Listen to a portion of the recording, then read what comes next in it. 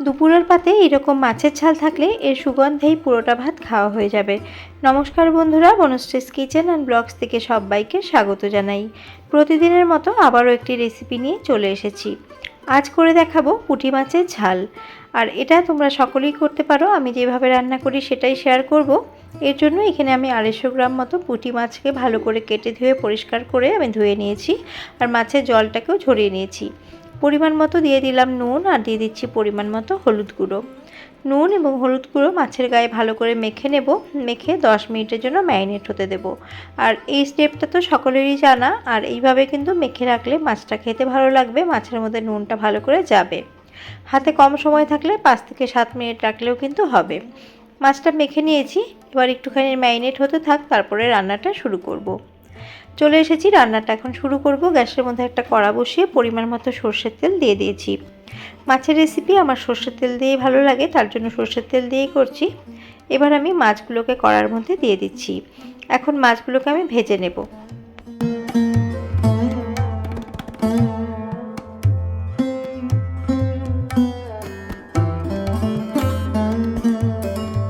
কড়াইটা যেহেতু ছড়ানো, তার জন্য একবারেই সমস্ত মাছ কড়ার মধ্যে দিয়ে দিলাম। মাছগুলোকে এক পিঠে ভেজে নিয়েছি, আরেক পিঠে উল্টে দিচ্ছি। তোমাদের বাড়িতে মাছের ঝোলের মাছ যেভাবে ভাজা পছন্দ করে তোমরা সেভাবে ভেজে নিও। আমি একটু মিডিয়ামভাবে মাছগুলোকে ভেজে নেব। দেখো, এই সাইডটাও এরকম একটু হালকা লাল করে আমি এগুলোকে ভেজে নেব। মিডিয়াম টু হাই ফ্লেমে দু পিঠেই মাছগুলোকে ভেজে নিয়েছি। এখন তেল ঝরিয়ে মাছগুলোকে আমি তুলে নিচ্ছি।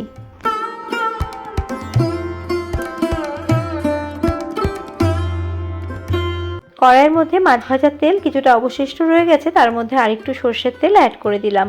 তেল ভালো করে গরম হয়ে গেলে এর মধ্যে দিয়ে দিলাম হাফ চামচ কালো জিরে। কালো জিরেটাকে একদম লো ফ্লেমে কয়েক সেকেন্ড একটু নাড়াচাড়া করে নেব। কালো জিরেটা হালকা মতো একটুখানি ভেজে নেব। কালো জিরে থেকে একটু মিষ্টি গন্ধ বেরোতে শুরু করেছে। এখন এর মধ্যে দুটো চেরা কাঁচা লঙ্কা দিয়ে দেব। ফ্লেমটা কিন্তু লোতেই রয়েছে।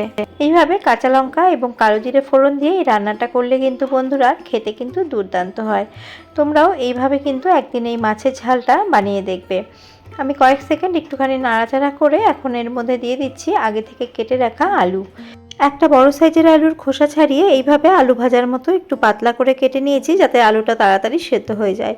দিয়ে দিচ্ছি পরিমাণ মতো নুন, বা সামান্য একটু নুন দিয়ে দিলাম, এতে আলুটা তাড়াতাড়ি ভাজা হবে আর আলুর মধ্যে নুনটা ভালো করে যাবে। এবার মিডিয়াম ফ্লেমে আলুটাকে 3 থেকে 4 মিনিট মতো ভেজে নেব। আর যে কোনো ঝালে বা যে কোনো রেসিপিতে আলু যদি একটুখানি ভালো করে ভেজে রান্না করা হয়, তাহলে কিন্তু রান্নার টেস্টটা খুব ভালো হয়।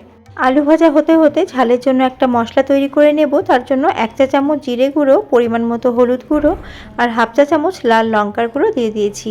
সামান্য একটু জল দিয়ে ভালো করে এটাকে আমি গুলে নিচ্ছি। গুলে এই মশলাটা দিয়ে কিন্তু ঝালটা রান্না হয়ে যাবে। 3-4 মিনিট মতো আলুগুলোকে ভেজে নিয়েছি, আর দেখো আলুর কালারটা হালকা চেঞ্জ হয়েছে। এখন এর মধ্যে আমি দিয়ে দিচ্ছি একটা বড় সাইজের পেঁয়াজ কুচি, আর পেঁয়াজটাকে একটু মোটা মোটা করে আমি কুচিয়ে নিয়েছি।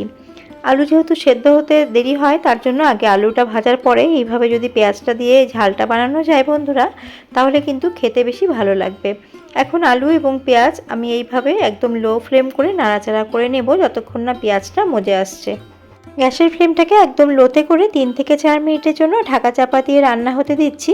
তাতে পেঁয়াজটাও নরম হয়ে যাবে আর আলু অনেকটা সেদ্ধ হয়ে যাবে।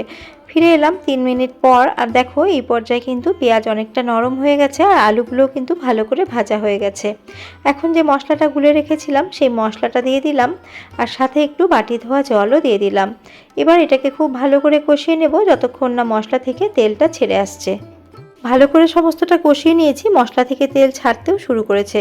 এই পর্যায়ে কালারের জন্য দিয়ে দিলাম হাফ চামচের থেকেও কম কাশ্মীরি লঙ্কার গুঁড়ো।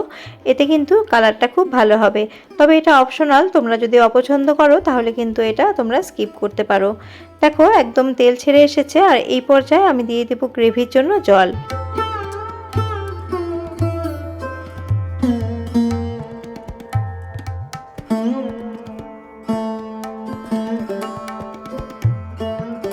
পুঁটি মাছের ঝাল বানাচ্ছি, তার জন্য জলের পরিমাণ কিন্তু খুব একটা বেশি দিইনি।